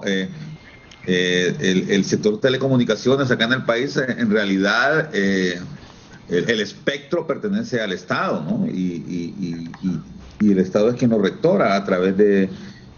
que ahí hay bastante confusión, ¿verdad? Porque la Comisión Nacional de Telecomunicaciones ahora resulta que es un ente ejecutivo. Ahí se administran antenas parabólicas y cosas de este tipo, cuando su rol es más bien la regulación, ¿no? La regulación del... Entonces, hay un fuerte desconocimiento y no solamente en ese sector, sino que un montón más, de cuál es el rol que debe tener cada instancia gubernamental. En fin, no me refiero a instituciones porque estoy tratando de ser muy consecuente con lo que dice Douglas North, que lo mencioné al principio. Cada instancia, cada organización. North en su libro le llama organizaciones a esas y no instituciones, ¿no? Pero bueno, mira, Eric, yo quisiera retrotraer un poco el tema acá porque ya falta muy poco tiempo, por eso decidí al final quedarme. Y el plan o la propuesta que hace la Unión Nacional Opositora habla de 3 pilares. Hemos hablado fundamentalmente del primero, nada más, ¿verdad? Inciso A dice fortalecimiento del Estado de Derecho, B, calidad de vida y deuda social, muy interesante, me parece muy bien. Y C, habla de simplificación administrativa, gobierno electrónico y competitividad, ¿verdad? No hemos tocado esos temas, supongo que los vas a dejar para una próxima oportunidad, pero... lo que decía el doctor Castro es muy cierto. A ver, antes de 1990, antes de la llegada al poder del gobierno del señor Rafael Leonardo Callejas, había en Honduras 26 empresas públicas. 26. En ese momento hay 6. Hubo 20 de esas empresas que o desaparecieron o fueron privatizadas. Creo que no muchas fueron privatizadas, la mayoría desaparecieron en el país. Pero ahora tenemos 6 empresas públicas. Aunque ustedes no crean, tenemos un ferrocarril, una empresa de ferrocarriles en Honduras, ¿verdad? ¿En serio? A pesar de que, sí, yo recibí la visita del gerente de la empresa nacional de ferrocarriles en Honduras, recuerdo cuando estaba de funcionario, yo decía, bueno, ¿y este hombre qué hace? ¿Verdad? Si en Honduras no hay pero ni de juguete, hay trenes, creo. Como no, ahí en el batallón está la primera estación de trenes de Tegucigalpa, y hay una locomotora, así la llaman, la estación de trenes, así se llama, yo no sabía que se llama. Sí, pero hay una empresa, existe la empresa nacional de ferrocarriles, existe la empresa nacional de correos, ¿no?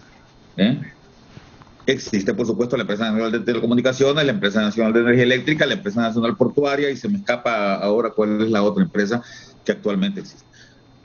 La verdad es que si vamos a hablar del tema de empresas públicas en general, el problema es que prácticamente todas son deficitarias, y todas entonces tienen que supervivir con la ayuda, la subvención del Estado.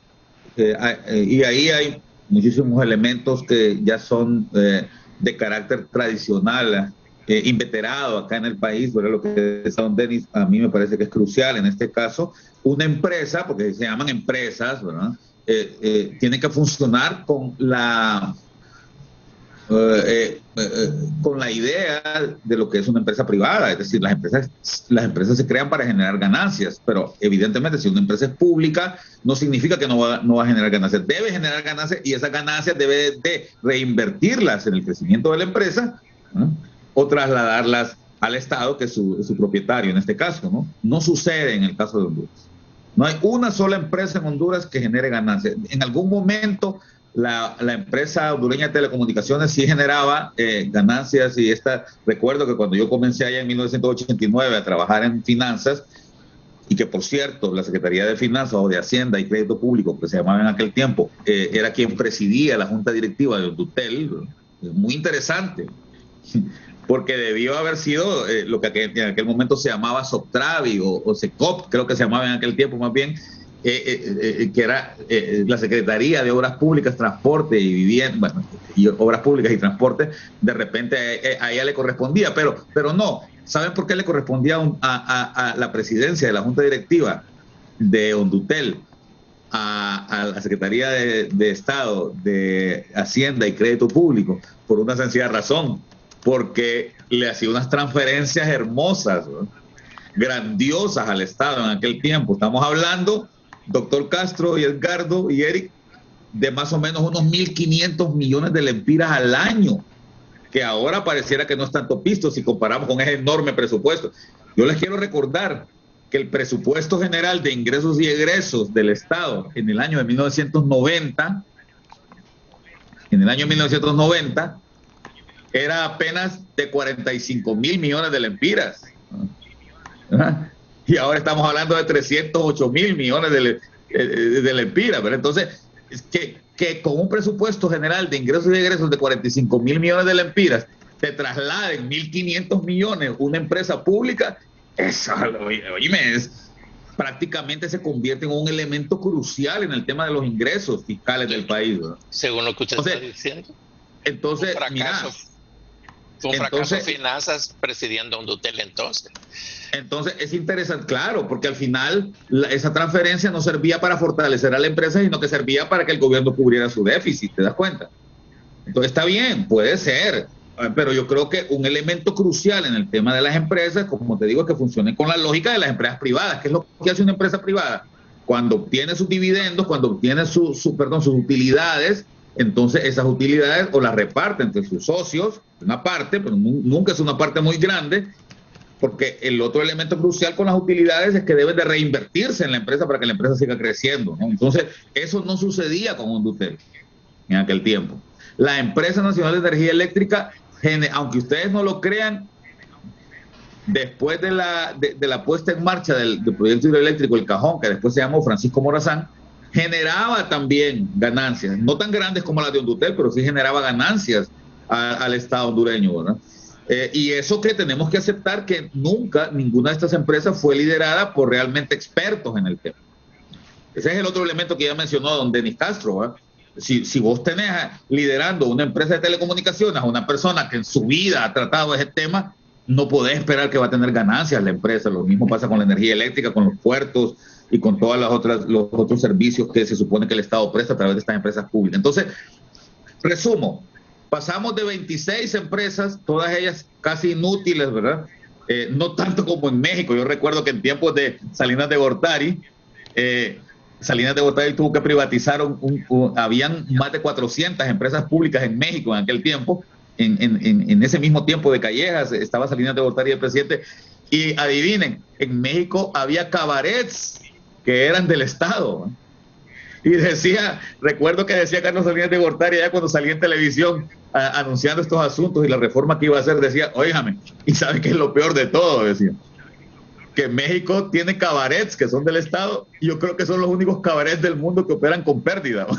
Yo no creo que haya un cabaret del mundo que tenga pérdida, pero bueno, el punto es que aquí en Honduras sí estaba Corfino, Cobana, Codefor, Conadi y todo aquel montón de empresas, ¿verdad? Aquel tinglado enorme que había de empresas que desaparecieron, poco a poco fueron desapareciendo, y ahora solo tenemos 6 empresas públicas, todas ellas operando con pérdidas. Eso vale la pena. Entonces, ¿de dónde se financian esas pérdidas? se financian de los impuestos que usted y yo pagamos. En vez de utilizarse para mejorar la educación, la salud, las carreteras, se sirven sus impuestos para financiar estas empresas que operan con pérdidas. Perdón que me extendí. Ok, voy a hacer una pausa comercial. Saludamos a Filiberto Guevara, saludamos también a Bustamante Yuscarán, también a Marlon Escoto y también saludamos a Leonel Núñez, candidatos a diputados que están pendientes de lo que dicen nuestros analistas. Hacemos una pausa, ya volvemos. Ya regresamos con Foro Canal 10.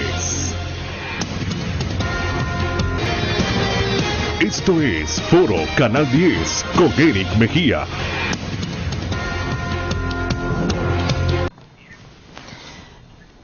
Bueno, unos 20 senadores, ¿no? Perdón. Nos quedan 4 minutos para hacer una última pausa comercial. Doctor Denis Castro Badía, a propósito del comentario que le hacía el licenciado Julio Raudales,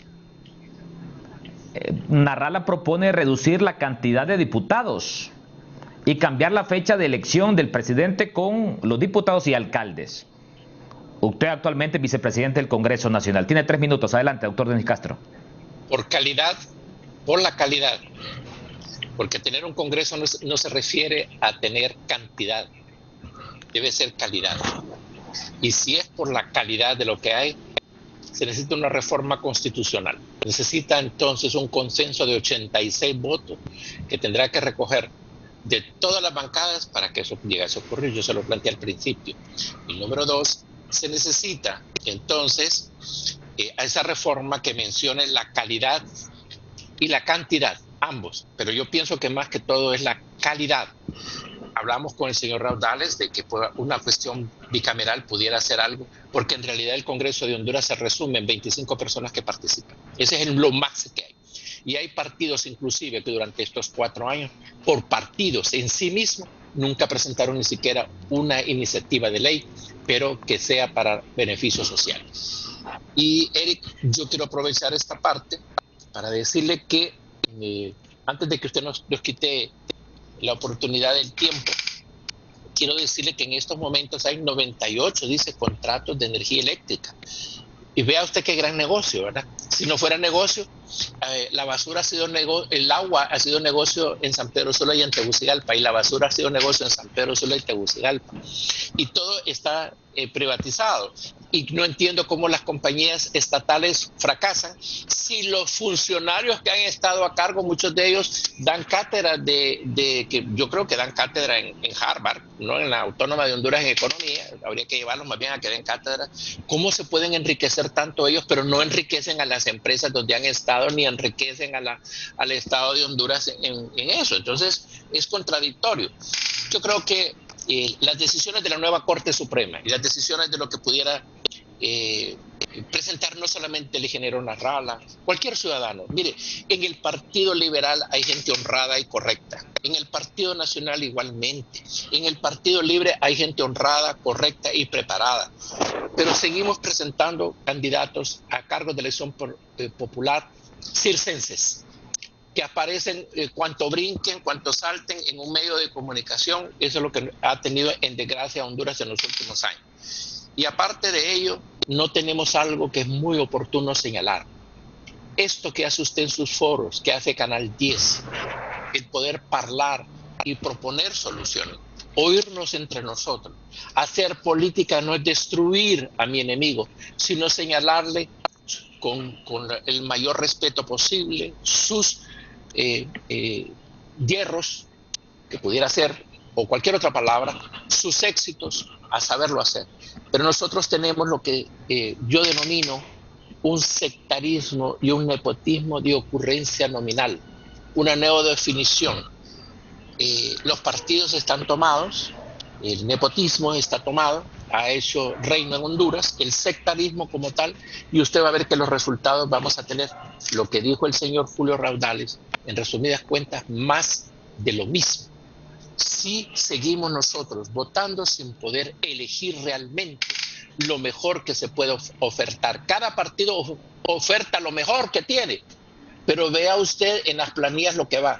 Por eso muy difícilmente todavía no se han divulgado quiénes van en las planillas, porque realmente hay personas con antecedentes de moralidad internacional, de conducta internacional y nacional realmente lamentable, y obviamente no van a tener la liberalidad de poder hablar con propiedad en un Congreso Nacional.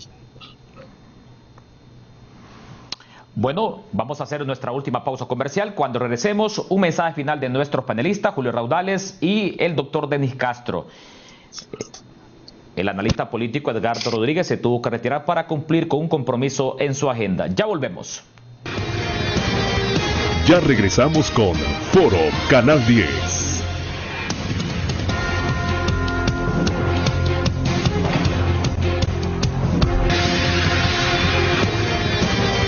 Esto es Foro Canal 10 con Eric Mejía.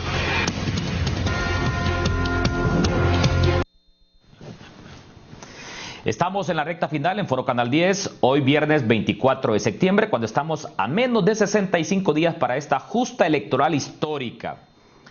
Un minuto para un mensaje final, el licenciado Julio Raudales, partiendo de la temática que hemos debatido hoy, así premisas sobre el plan de gobierno propuesto por Salvador Narrala y la Alianza 1. Adelante. Bueno, muchas gracias por la invitación, Eric. Ha sido un gusto conversar con estos distinguidos panelistas en esta mañana. Saludo al doctor Castro Bobadilla. Mi admiración y mi respeto. Yo pienso que él ha hecho un gran trabajo ahí en el Congreso Nacional y demuestra un poco la importancia de tener buenas cabezas ahí en ese poder del Estado.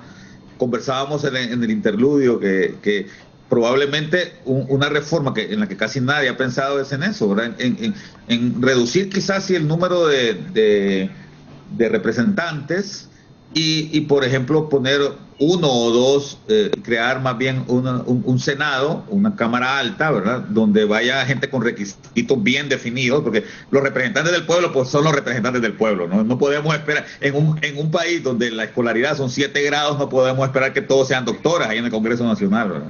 Pero de repente, sí, como sucede en Chile, como sucede en Colombia, tener una Cámara Alta con poquitos representantes, sí, uno por cada departamento, por ejemplo, en donde vaya gente con requisitos académicos a discutir los elementos que provengan de la Cámara Baja y hacer pasar las leyes, digamos, con mejor criterio. Podría ser, pero creo que todavía hace falta ver qué va a suceder cuando el señor Nasralla o el ingeniero Nasralla presente ya su plan de gobierno en forma, porque hasta ahora lo que hemos visto nada más es un adelanto, que me parece que está lleno de buenas intenciones y que vale la pena, sí, yo lo escribí en un artículo hace un par de semanas en la Tribuna, poner en el debate de la discusión nacional.